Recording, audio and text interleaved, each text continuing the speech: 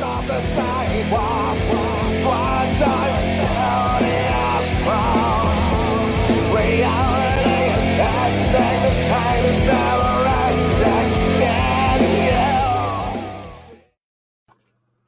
What's up, everybody? You are listening to Beyond the Breakdown with Six Scars.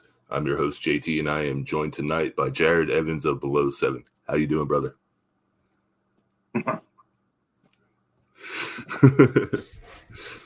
All right. So, man, I've been actually really excited about this one since you agreed upon it. I've been kind of low-key following your career for a few years, so this is going to be pretty fun. I'm sorry, man. No, dude, you've been killing it, man. Like, we'll get into some of the stuff, but like, man, I remember when I caught you at Blue Ridge in 2021, and dude, that's the first and so far last time I've gotten to catch you guys. But man, you blew me away. Oh, thanks, man. We're just pleasure to meet guys like you guys and play with everybody. Dude, absolutely. Like, I know, for me, man, like watching you up there, dude, you seem so free when you're up on that stage, dude. It's like you're at home. Non-existent. Absolutely. Yeah. So let's take it back to the beginning, man. Tell me about some of your early beginnings and how you found music. Oh, when I was real young, I was doing karaoke a bit. I think it just started becoming a big, huge thing, and I met some friends and was in a little thrash metal band called the Sanitarium and everything. And then through the years, got with different people playing music and everything. Ended up with Todd Byers and the guys here in Below 7. Just I always loved music, man. I really have. It's just kind of, I guess I let it consume my time. I didn't really watch sports or nothing. I was on my guitar or playing drums or listen to music. It's just eat it, and drink it, and breathe it.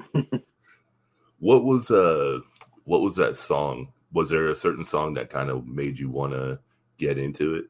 Oh, I don't know, man. I'd say I was raised pretty strict, like Pentecostal holiness, and I wasn't. Hey, me too. Oh, really? Absolutely. Yeah. I wasn't allowed to listen to rock and roll, man, and I had heard the Black Sabbath song, and I know I was way after the time of when it came. I didn't, get to grow up on it like that. So when I heard that, I heard like War Pigs, and I heard all that stuff just kick in. I was like, what is this? Speaking of NIB, all that stuff like that. And I remember hearing stuff like that, and I got into Metallica, Pantera, things like that. It just blew me away. It was, it wasn't the same thing I was hearing, Yeah. I was sheltered, man. Oh, dude. I mean, yeah. I think I mentioned it on the last episode, but the very first song I ever listened to that was like deemed non-Christian was Seek and Destroy by Metallica. Oh, yeah. And it happened because I was watching WCW wrestling, and Sting came out with it as his theme song. And I was like, what is this? I need all of this as much as I can get. Kill 'Em All Animals was awesome, man. Dude, yeah. I've not been a fan of the last couple albums, but that's neither here nor there. It is what it is. It happens. Yeah. I get a lot of hell for thinking that Death Magnetic was a good album from them. So, I mean, what do I know? Oh, do you?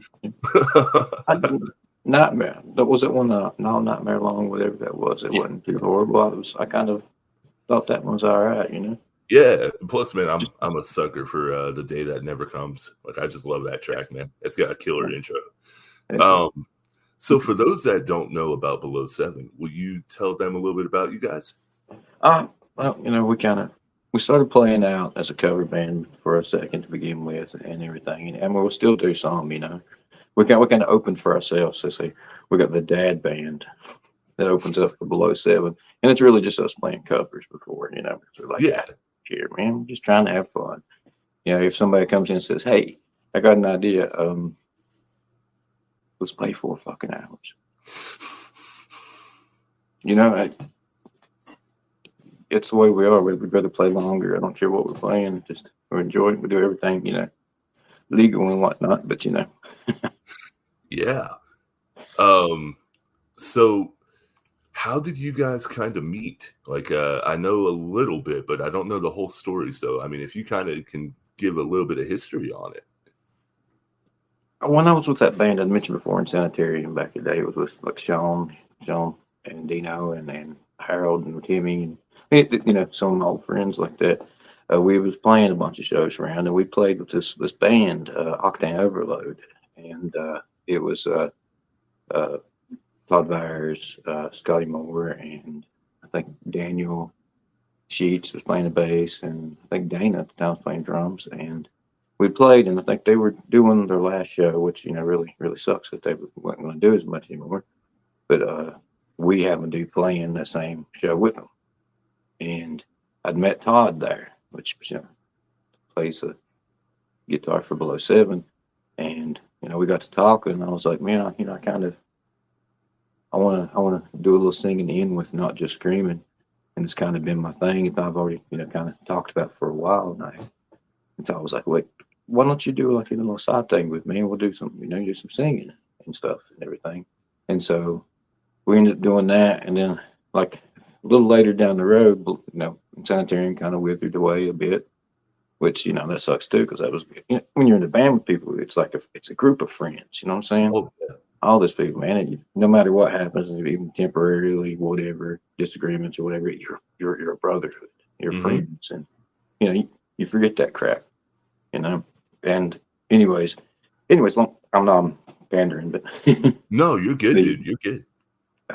I got with Todd and we started playing, and then after a while, we had lost a few members. Daniel Sheets was a great bass player, and Dana was a great drummer, and they had kind of had other things they were going to do, and we ended up meeting Eric. I actually went to school with Eric Sheffield. We used to skateboard when we was teenagers, and I'd sneak out. And so Eric just a phenomenal drummer. I mean,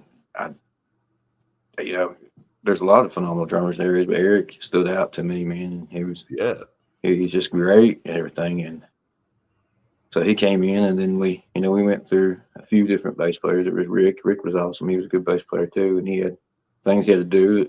But then we got Lance the board, and it just, he clicked. We all got, all just meshed so good and everything.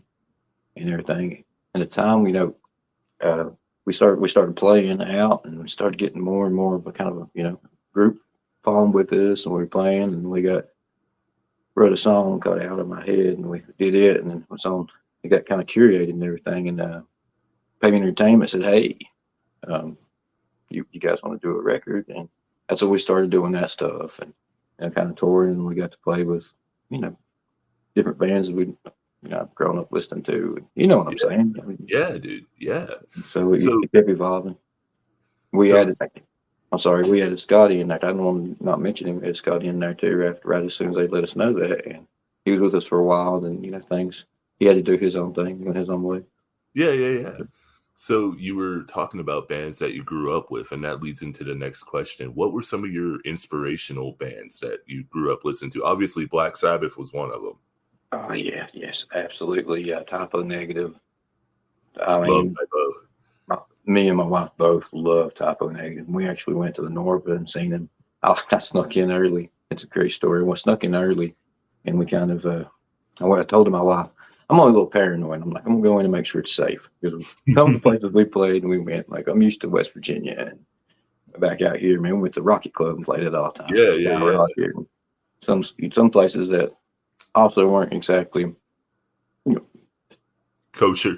Yeah, some of them were a little unsafe, but we were hard asses, man. We went to Wild and Wonderful, I guess.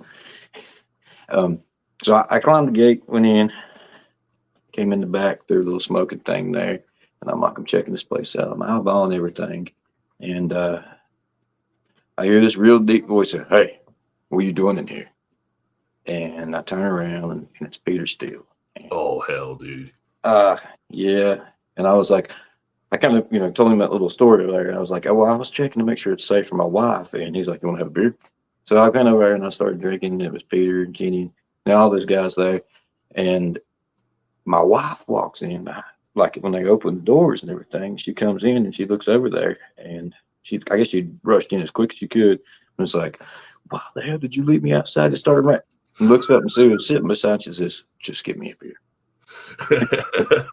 that was a big influence. And what's funny is there was a band that I didn't know as much about yet that was opening up for Typo Negative, and it was Soil.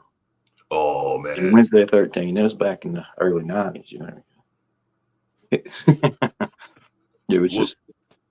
you got to, if I remember correctly, you got to play with Soil, didn't Got to you? go on tour with them. Yeah, absolutely. Yeah, dude. Two tours with them, actually. Because a little bit behind the scenes here, but you used to come to the gas station I worked at forever, and we would talk about it. And when you told me that, dude, I was blown away, man. Like, Absolutely. that was amazing. I got stories with Ryan too, man. So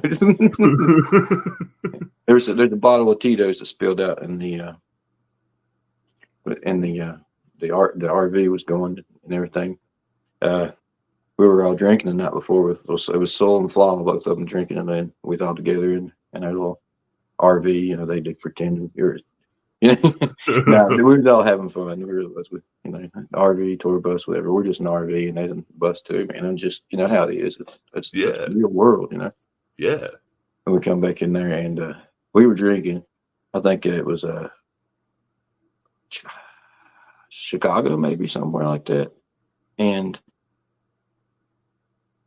they brought in Tim King brought in a bottle of Tito's, and there's a bottle of some kind of brown liquor. He's like, "I know mixer, so we'll just mix this." And we're like, "Oh, here we go." We knew it was going to be, we knew it was going to be horrible, but we mixed clear and brown liquor together and got all drunk together. I remember I gave Ryan the bag of Cheetos, and he like they wake up in the morning and they're like, "Who gave him Cheetos? There was cheese everywhere." And he took them back. It was great. But we're driving down the road the next morning and heading to the next show, of course. And I think this is as we was going down closer and closer to the Blue Ridge that you were mentioning that time. And there was something started leaking out of the cabinet. It was water. I'm like, "Is there a busted water?" And it's pouring all over me, man. And I opened up the cabinet and there was a bottle of Tito's. What was left of it was just pouring down on me. Oh no. Yeah. So I was like, "Ryan, I think you left something." He put it up in there. I remember. It was funny. Anyways, I've been blessed to have a lot of fun with a lot of people, man, like that. It's just, you know, to me, it's exciting. It doesn't make me no better than nobody. No bull crap like that. It's exciting to me. It's, you know, these are the things I want my grandkids, you know what I'm saying? Dude, that's amazing. Yeah. And, so I mean, to talk about like a little bit of the touring, obviously Soil is a huge one. Who are some of the other acts that you guys have gotten to tour with? But we've been with a few different shows hitting different shows with Texas Hippie and a bunch of different ones. And there's been quite a bit. there's a lot of them that I really like, and I don't want to not mention or mention to make me look better either. You know what I'm saying? And I got to open up right before Rob Zombie. That was kind of nice. And I was, you know, it was kind of gave us a little special treatment there. But he looked at everybody and said, "What do you think about that? Fuck you and your mother too." I was like, "What?" It got me, man. I was like, "That's great." I never told nobody. You know, I didn't want to kind of look like a braggart. No. I was actually getting ready to ask you about F you and your mother too, because that was like your first big one, wasn't it? Yeah. It's sold all over the world, millions of copies. It's millions of plays, and it was funny because when we was talking about it, I'd came to Todd and I was like, "Hey, you know, my wife said this thing to me, and it was a joke, if matter kind of thing." And I'm like, "Well, I'd like to put it in there, but I can't say this exact thing." It was she cracked up. It was she'd actually said, "Fuck you and your birthday too," and I said, "I wasn't mad at you." And it was on my birthday. You know, we were getting a little intoxicated. A lot of stories start that way, doesn't it? Oh, dude, yeah, some of the best ones. But she says that to me. I know she didn't mean that. You know, we always joke. We're kind of harsh in the way we joke, but we're nice to each other. We're not. Yeah. Especially like that. No. But see something fly through at you. Yeah, there's no pillows flying or nothing. So. But he looked at me and said, "What about your mother too?" Instead, I'm like, okay. So we started talking about it. He's like, "I got a tune," so he did a tune, and he thought of your mother too, and I wrote the rest of the lyrics in there, and then I think Eric's wife Jenna actually had put one of the lines. And I was like, "Hey, this line's repetitive. I had this right here," and I'm like, "That's great." And I think it was, "Yeah, bitch, I think we're through," or said we're through. I think I said, I "Great love work." that line, dude. I know, right? But I had said something repetitive there. I think it was, and she's like, "Hey, just try that." And so we kind of just meshed it together, and I tried to pretend for a while it wasn't about what it was about. And I was afraid. Let's do saying those words, and I was afraid, but no, we did it all in kind of joking manner, anyways. It's one of those songs where it says something a lot of people want to say but can't say. I think that's it's relatable. Yeah. A lot of us. What was it like to see that one start gaining traction and just like popping off? It's kind of wild, man. It's surreal in a bit of way, and it's awesome. It's nice. I feel grateful for it, and I'm sure the rest of the guys do too, man. And again, I'm not the only person in the band. No. We don't even think about it much.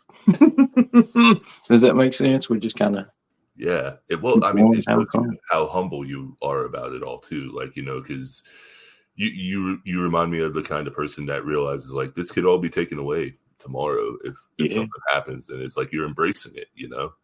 It can be taken away, and you can take it away yourself by your wrong actions, man. That's very true, and that's a reality thing. A lot of people don't. It's a new thing to experience and have to get used to and understand. And when you go through stuff like that, it meant big to me, but it may not be big to much other people, and that's okay. You know what I mean? Dude, I absolutely do, man. I've played one show in my entire life, and it meant the world to me, dude. I'm hoping to get more, but like if not, dude, then I'm content. Like I can say I did it, But man, I wanted to ask you the story behind 27. Well, that kind of goes along with what we're just talking about. What's great that you asked that. Okay. 27 was about like an inner reflection kind of thing here. You get like a big high, if I may phrase it that way. Yeah. Off of being on the stage, especially in front of like 140,000 people and stuff like that. You feel that rush, and then you come back, and the rush ain't there. But what a lot of people could take that wrong and think that makes you some kind of thing where you can come back home just a man. Mm-hmm. And then I got to thinking about that, and I'm like, that's probably why a lot of the people that we really like to listen to kind of did that thing to themselves. Yeah. Where they're not here no more. Yeah. They're the 27 Club. So that's what it's about. I thought that's what it was, but I wasn't sure. Okay. Yeah. I didn't want to assume. So no, there's a mixture of little meanings in there, but I added it in there, kind of, you could disappoint yourself, or you could feel some,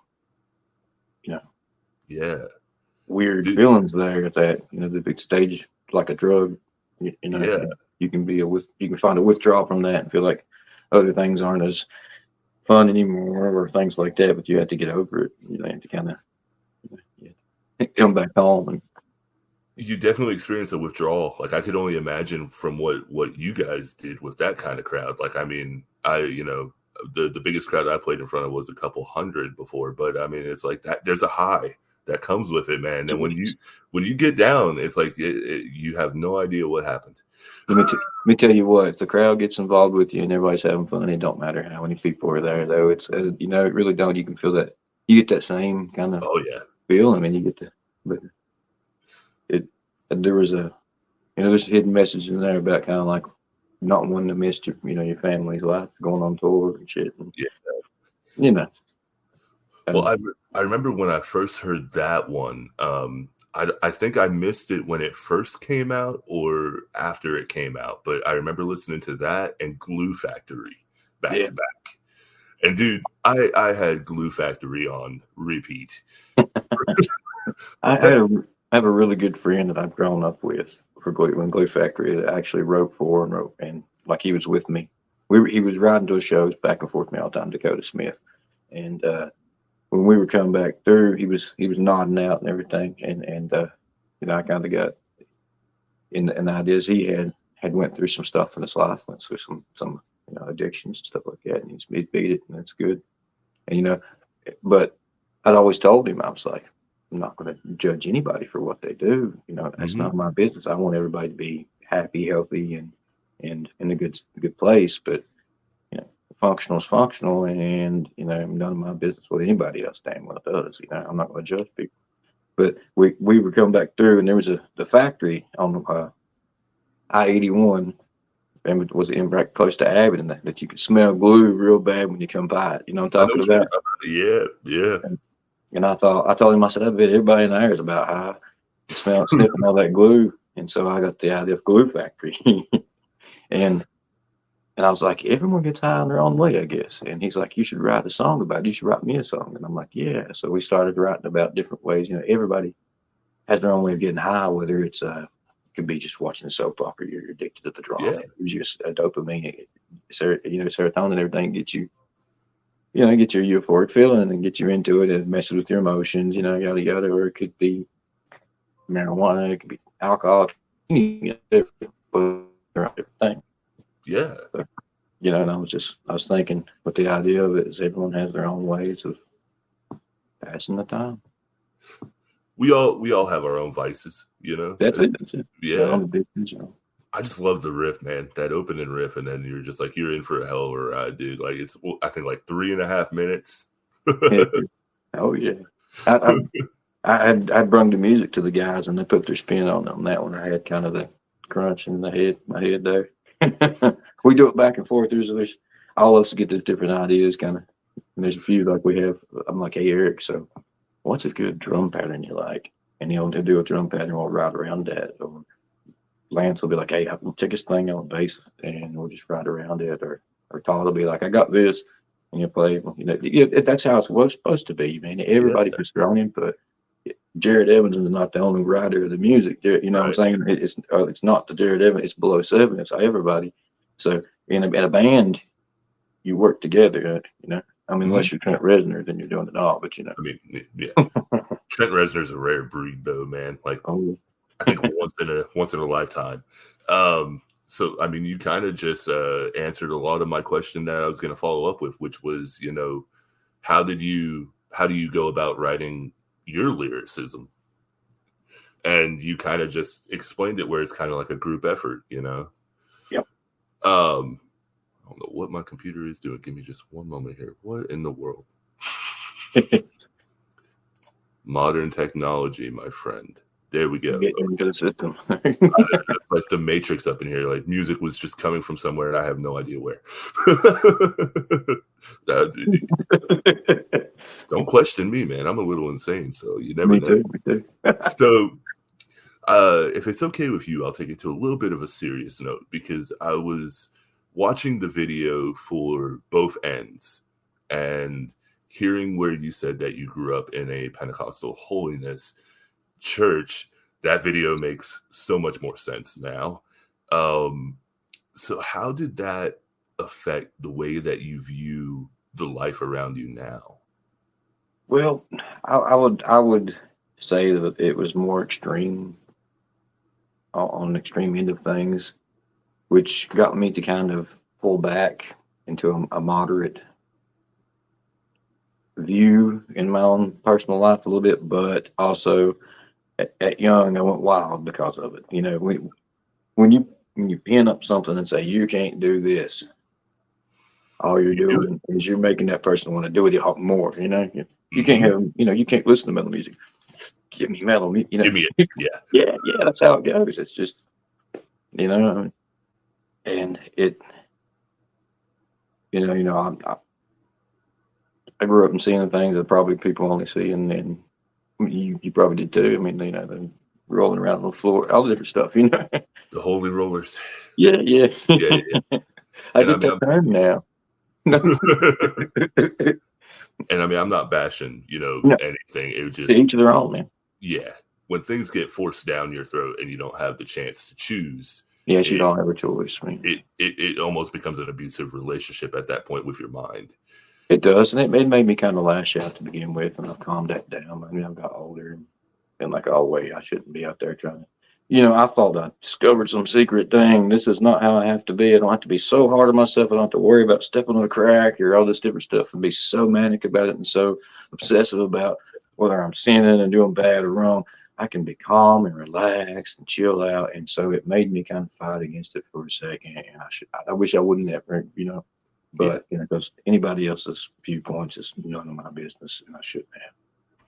So Will Brawley chimed in. He's one of the great viewers of this podcast. Jarrod, how liberating or how much of a weight was lifted off of you getting away from that control of what you grew up in? It was a first taste of freedom. It really was, it really a lot, man. It just makes you feel like a whole different world you're living in. There's a big, huge thing out there, instead of just a little spot, little. I always say it was like growing up with backyard eyes because you didn't know what anything else was in the world, right? Like you're confined to the church and then what the confines of the church was, and then that was your life. Like you didn't know what normal is, man. No, it makes you odd. As a kid, man, I used to say I had a drug problem because I was drugged to church. Yeah, all the time. That's pretty good, man. But I know for me personally, it changed my outlook when I realized, like, okay, I don't have to just follow one thing. I can be my own person. And I feel like a lot of my music reflects becoming my own person. And I think yours does too. Yeah, it does. Well, like Church of Prophecy kind of bases on that. It talks about that a little bit. I kind of snuck it in there. Also, I didn't try to put down religion with that song. I had to put down those who take advantage of people, and use religion to control others and, things like that. People that take your grandmother's money while she's watching the TV and believe in everything you say, And I think it takes a special kind of bad person to take advantage of people, Yeah. So that's what that was. And like I said, I don't want people to think that I'm hating on any religion. There's certain people within religion that can be good people and everything, man. Yes, it absolutely is. So I don't. No, you hear a lot about it. You hear a lot about it in music. Everything we listen to when we grow up. I mean, a lot of it was like what we've experienced and stuff like that. Oh yeah. I remember when I first heard Manson, man. I was like. Am I going to hell? Like, am I going to hell for listening to this? Just let alone, like hearing it. So what is coming up for Below 7, man? Well, we're in the works of making a new CD and everything. We got a new little record deal going on there that we'll disclose a little more about who with and what with and everything. But we're in the process of writing new music for it to come out. Okay. We waited. We had a few different offers and waited till we got a better offer and kind of, and that, how it goes. You know what I'm saying? Oh yeah. I know you can't think much about it, so. If you ain't careful, you make a wrong deal, and you just end up doing yourself in. I mean, I was gonna say you guys got a deal a couple years ago now? Yeah. Because I remember before you guys did, and you guys were still popping off in the independent scene like crazy, especially, not just around here, but like with Blue Ridge and everything else, man. Like you guys were blowing up. So it's really cool to see you guys actually have that support system behind you now and be able to do what you want. I personally, I'm glad it's calmed down a second. There's a big shock and then there's a bit of a calm. Okay, now they're gonna play music. It was for a second. It got wild. Oh, I'm sure. That was great. I'm thankful for it. It was so, cool. stylistically, is the album going to be similar to what you've already put out, or is it going to be a little bit of different? Or Well, I think it might be a little more different. Not too much. We don't want to go away from what we're doing. But the first CD, what we had done and planned to do is, hey, let's do music that we know we're gonna feel comfortable, and we kind of took it easier on ourselves first album. You know what I mean? Because we're like, we're not used to this yet. Let's make sure we can do this every night. If we, because they talked about COVID and everything to begin with, us, we knew what was going to happen, and because they told us, and we had decided to kind of make it easier on ourselves, I guess. And this one, I think, will probably not be as easy on ourselves. A little bit more explorative. Yeah. I'm excited to hear it, man. It seems more fun to me because of that, So, I don't get the chance to ask too many people this, but as a singer yourself, man, what do you do to help your vocals stay the way they do on tour? Well, I mean, I keep cough drops in case I need it. I keep a little Jaeger in case I need it. Some honey and a little whiskey, something like that. Usually just no matter how it feels, you keep going anyways, man. You try to be tough. I've had bronchitis and song. I don't care. It may sound a little different that night, a little more raspy. If I'm screaming more than singing that night, if I'm getting a little harsher instead of hitting the vocals as much, it's probably because there's I'm sick or something. You can cover it up that way, Yeah, oh yeah. You learn trick of the trade. Oh yeah, I'm sure, man. I'm still hoping to get there myself, which is why I was so excited to have you on here, because I was like, oh my god, this dude's been literally all over the place, and he's sung everywhere that I could think of. That's just because I'm getting older, man. You keep doing the same thing. That's a big thing, man. A lot of people give up too easy, man. They stop too much. They don't stick together. You hear a band, I'm like, it's a great band. And I hear a year later they broke up, and I'm like, why? Yeah. Man, it takes a while. You got to keep going. You got to keep doing it. Yeah. You have to hold that glue together, man. Yeah, absolutely. I've been blessed to join one, and it's one of those things where it's like, it's not always easy, but man, it's fun when you guys get together and you make something out of nothing, and it's just like, it's one of the most freeing experiences I've ever had.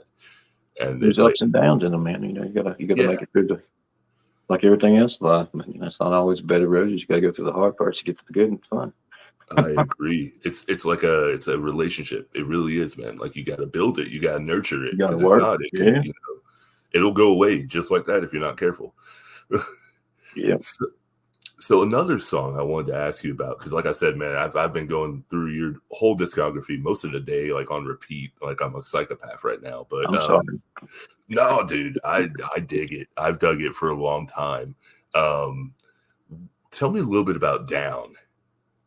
Damn. Well, there's a little bit of influence in there. In the past, you can hear a bass influence in that one. We were coming back from a show at Halo, which is in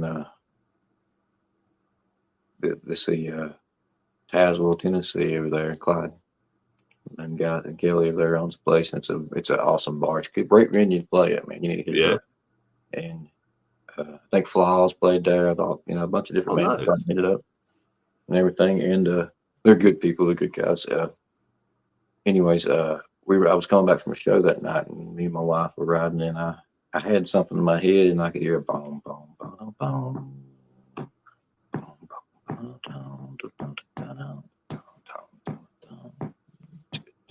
And so I came the next day, and I did that did that and recorded it on that little thing and sent it to Lance. And I was like, man, I could hear that as a bass line.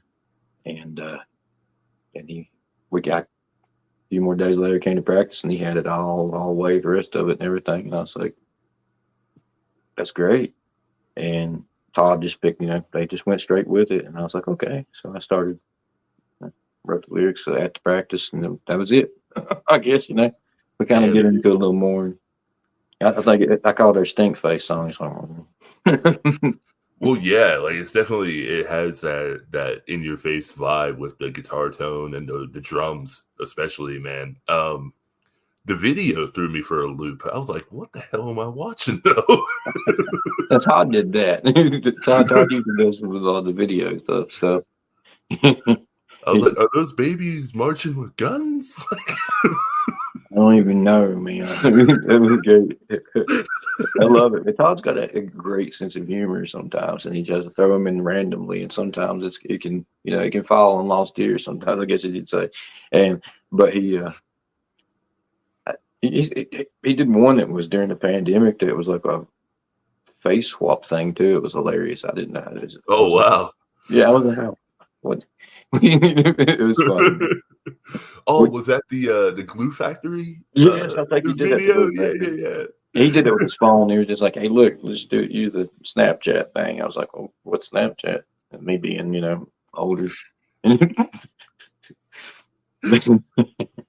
I mean, I personally hate Snapchat, man. Nah, I forever hate Snapchat.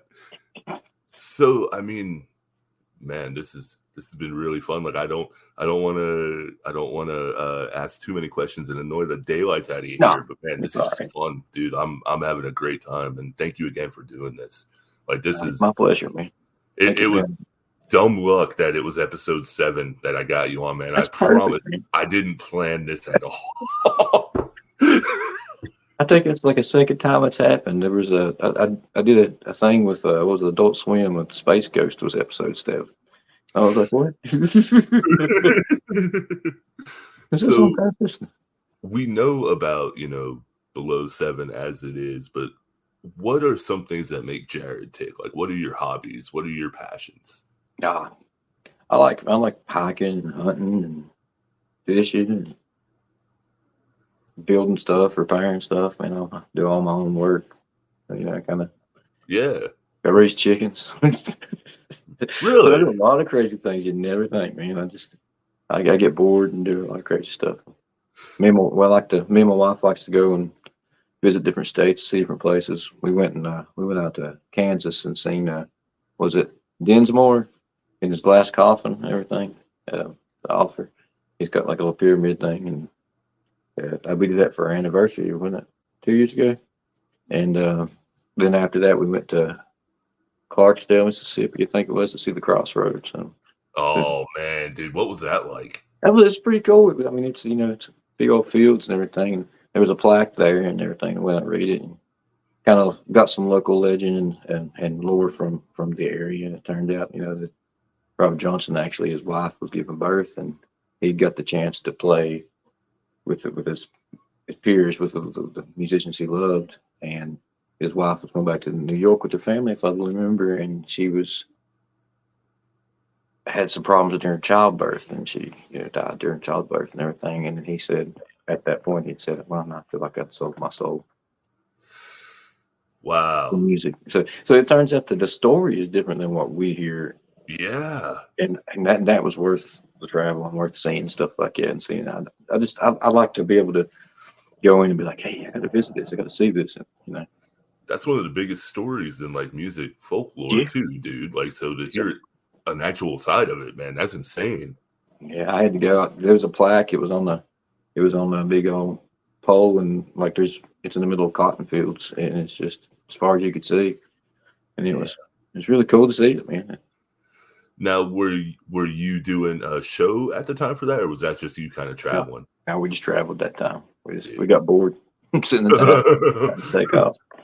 What better way to solve boredom, though, right, man? That's it. I can ask my wife. I'm usually like, "Hey, what do you want to do? What do you want me to get you for your birthday or for Christmas or for different stuff, And she's usually like, "Let's just go somewhere."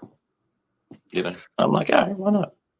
That's kind of, it clears your head too, man. You just get out there and you forget about everything and just.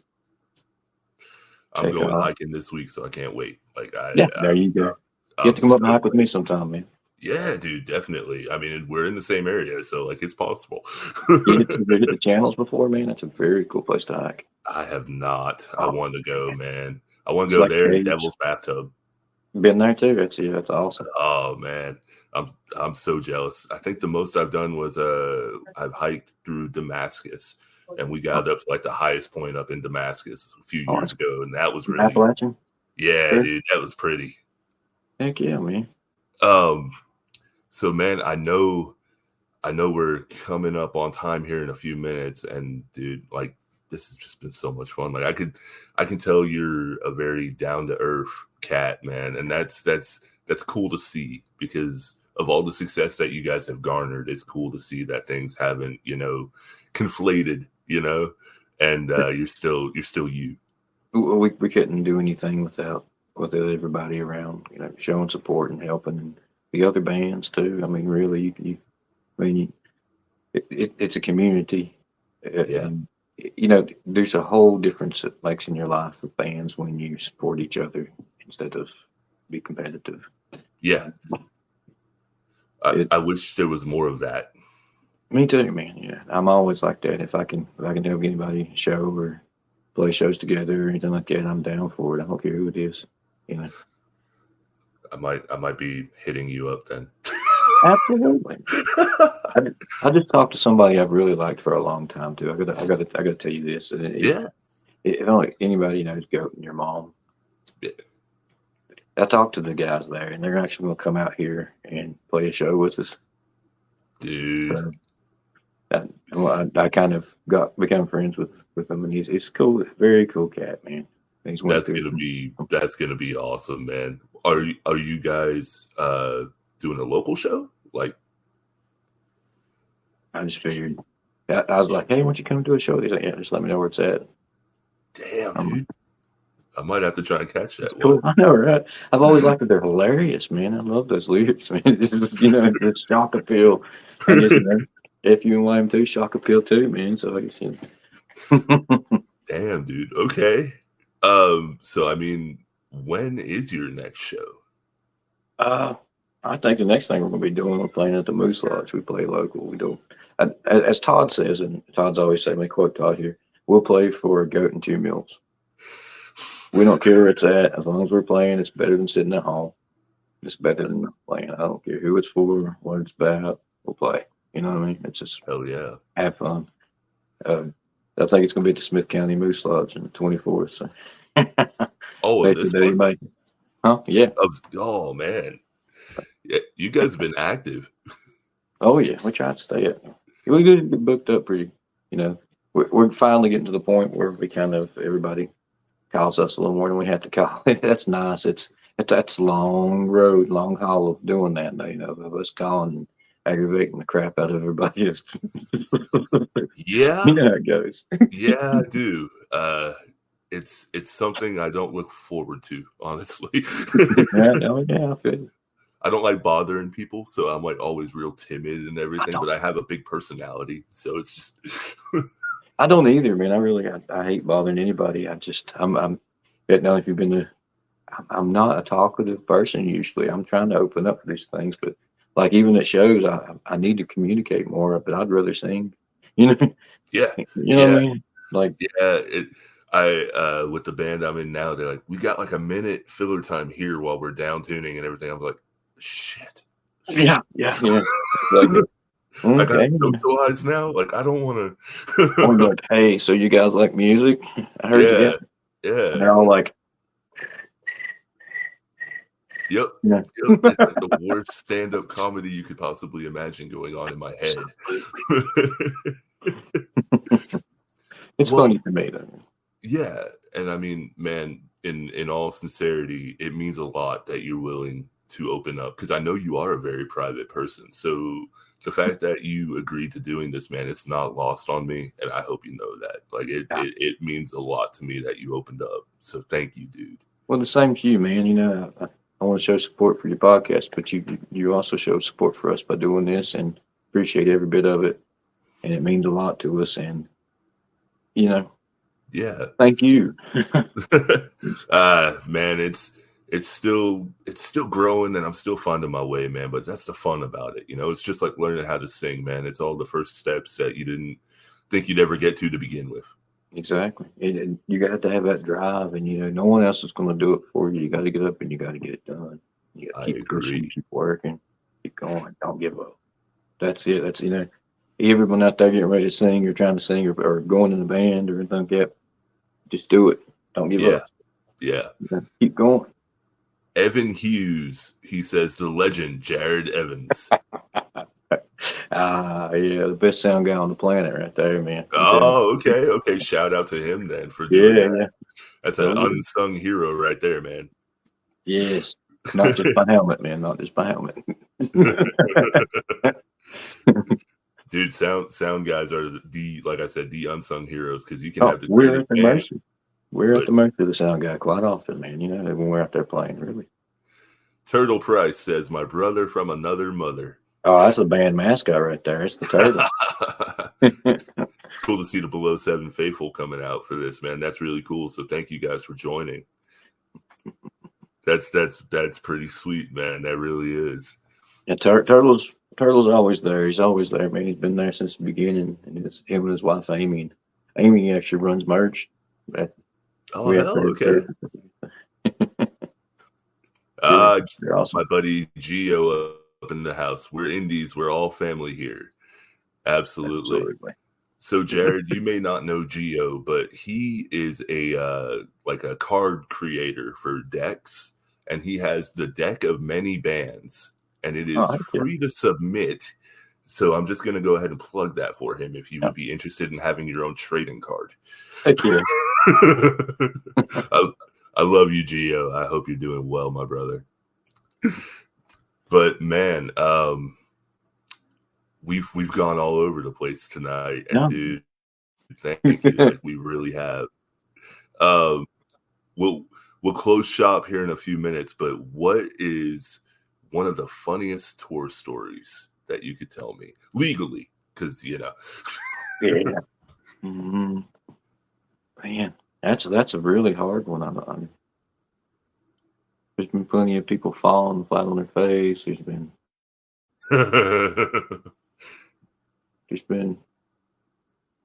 yeah. You know, it's funny and it's kind of cool too. As we were traveling, we had a show in Chicago with Soul and Flaw both, I think it was. Next night was going to be ICP. We came in, and then we went down through Indianapolis, Indiana, and played at, what was that place called? I can't remember. I'll have to look it up. I can't remember everything. It was a very awesome place there. It was like Muddy Creek or something. I can't remember. It was a nice place, and we played it with, was on Soul. And we came in.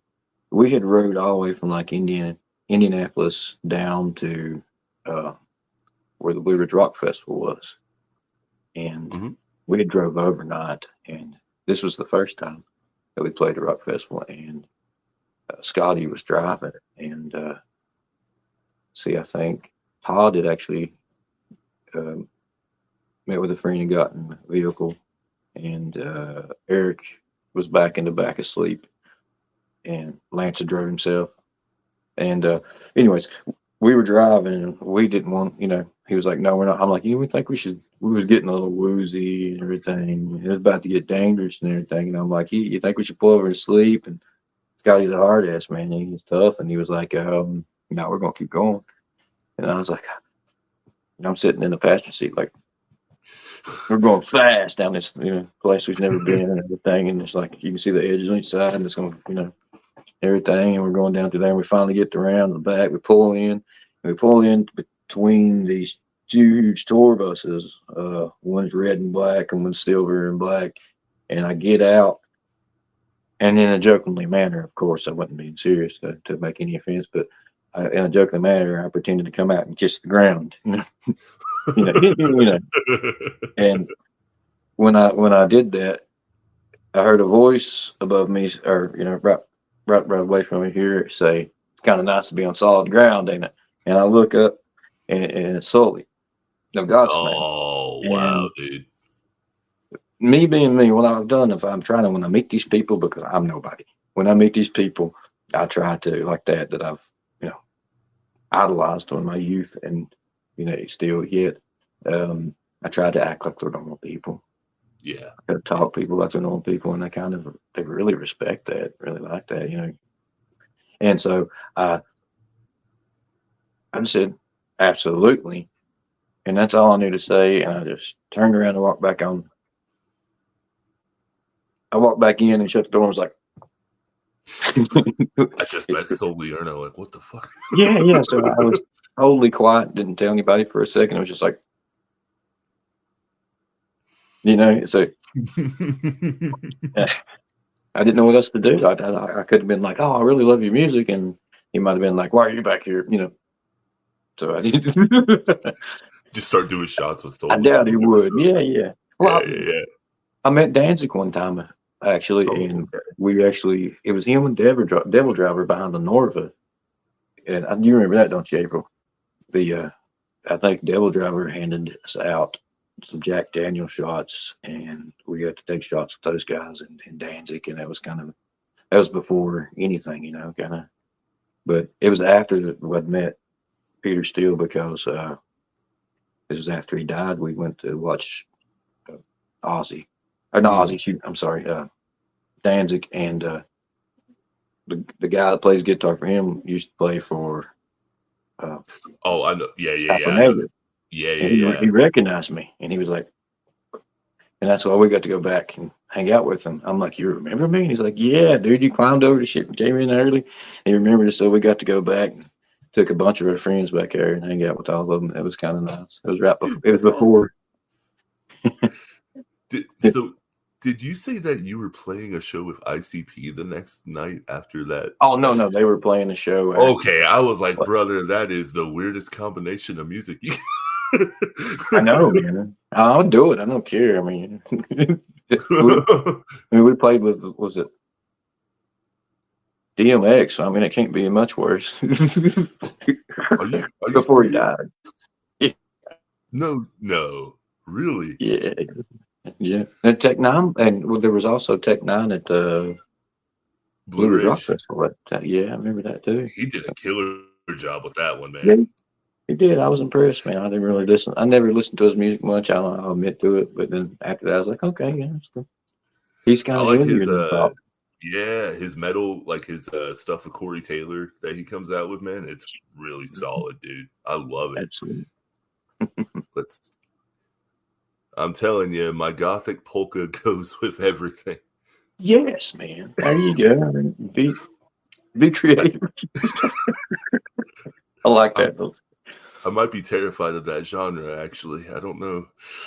I might have nightmares too. I'm not sure. Yeah.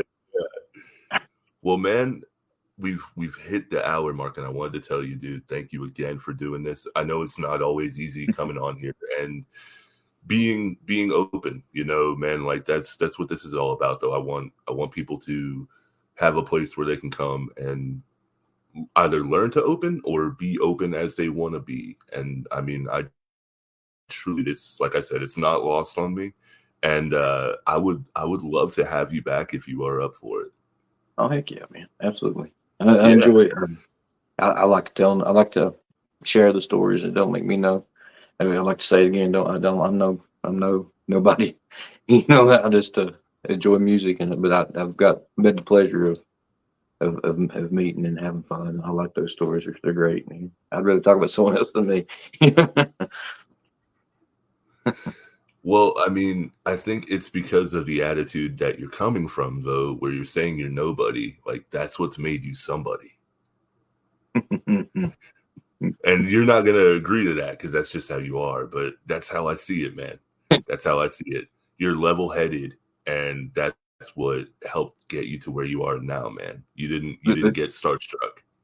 The same way that a beautiful woman can not be as beautiful with a bad attitude, so can the guy. So can a musician. So can everyone. That's part of my core values. I try not to forget them. Sometimes I can lose myself. Yeah. I've lost myself before, but I find it. It gets hard, man. It gets hard sometimes where it's like, you sometimes feel like maybe this is just me, but like I'll feel like I'm on an island sometimes, and then I'm like, well, maybe I am a little bit more, and then I'm like, no, I'm not. Like I'm just one in a mass of people that is going through the same thing. Yep, that's it. Well, Well, Even brother, if you're a big fish in a little pond, you're still a little fish in the big pond. yes, It yes. happens, you know. You gotta So keep. I have on the banner below, I got them where they can follow Below 7 at your official website. Can you tell them where else they can find you on social media? Um, yeah, you can find us on Facebook, of course. You can find all the platforms. Pretty much, we try to make everything there. You can find us on Pandora, iTunes, all that stuff as well. Apple, whatever, Hell yeah, man. About Well, everywhere. man. And if it's not, let us know. We'll put it there. Try. Geosto just said he got you on FB, so I got you at least one more follower. Oh, thank you. Yeah. Appreciate it. Man, this was a lot of fun, dude. Thank you for bearing with me. It's like I messaged you earlier with my throat being a little scratchy and sinusitis and everything. I was like, oh man, I'm so disappointed if I can't, But I was like, I'm doing this, man, because I've been looking forward to it. As soon as Me too. soon as you said that you were down for it, dude, I was like, oh my god, like I started fanboying in a way, because it's like I am a big fan. I really am, dude, and I try to approach it though, like you said, you look at yourself as an everyman, and I think to me that makes me a bigger fan of it because you are what you are, man, and you don't always see that. You just don't. I try. I kind of you have to get used to things sometimes and different stuff. Like I had gained some monetary value there a little bit, and just a word of advice for everybody: if you do and you start buying cool stuff, don't show it to everybody. So you might think, "Hey, I'm showing all my friends my toys," but they're going to think you're a pompous asshole. And I didn't mean to look that way. People said, I think I did for a second. I didn't mean to. Does that make sense? But you get used to it, and you're like, "Oh, whoops." Yeah. Stupid That's a train. train, Sorry man. if you can hear that. Yeah. That's God. great. That's awesome. That freight train coming, man. Is that the train that Johnny Cash was talking about? Yeah, that's it. No. So in closing, man, if there's somebody who is trying to do what you do now, what would you tell them? Don't give up. Keep doing it, and even if it don't matter if you got 2 or 3 people in the room watching you, it don't matter if it goes down. Just keep doing it. Keep pushing harder. Keep using this. Keep using this and using your heart too. Yeah. Keep going. Don't stop.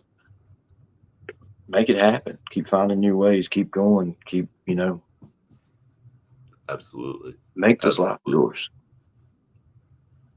Yeah, I think that's, and I've told myself that plenty of times too. We all tell ourselves that, you gotta be tough, roll with the punches. Yeah, this world can chew you up and spit you out if you're not careful, man. And you gotta grab it and you gotta do what you want with it, because bite it on the ear. Well, my brother, thank you again, Jarrod. This has been a blast, dude. I hope you enjoyed it as well, man. And hopefully, maybe next time, man, we can get some more of the band on here as well, and see what kind of chaos unfolds. Yeah, it'd be worse. I'm telling you, we have a lot of we cut up quite a bit. I can't. Hey, there's nothing wrong with that, man. There really isn't.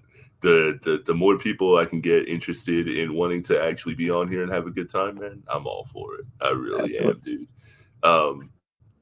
Man, I can't wait to see what's next for you guys. I really can't. I'm excited.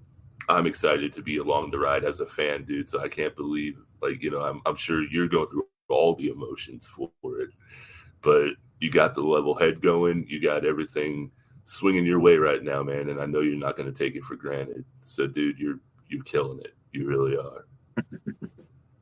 Appreciate you, man. But man, I will let you go for the night and tell your wonderful wife I said hello, and I hope you all have a beautiful night, man. You too. Appreciate you. Come see me sometime, man. Yeah, definitely, man. See you, bud. See. Oh man, okay. So that was Jarrod Evans of Below 7. That was just really, really cool. I always say that I don't know what I'm going to expect from these episodes, and every time I'm proven, higher than my expectations, if that's possible. Uh, Thank you guys for joining in. Thank you for being here. I couldn't do any of this without the people that want to be on this podcast. Um, a little bit of behind the scenes here. So last week when Matt Sassano was on here, we discussed a little bit about my surgeries, and today was the 15th anniversary of that. Had you told me 15 years ago when I was in the hospital and all this that I would be doing a podcast based around mental health and music and hopefully helping people, I wouldn't have believed you at all, man. And it's because of you all, with the feedback that you've given me, with the guests that you have brought on to let me have, and the people that keep coming back for the lives. It means a lot to me, and it's not lost on me. This has been Beyond the Breakdown with Six Scars. Thank you for going there with me tonight. Thank you for going beyond the breakdown. Next week, we have a interesting cat that I can't wait to get to know more. His name is Jarrod Ketchup of the band, or Johnny Ketchup, I'm sorry, of the band The Quits. And if you don't know who he is, you all need to stay tuned. Thank you again, and you all have a great night.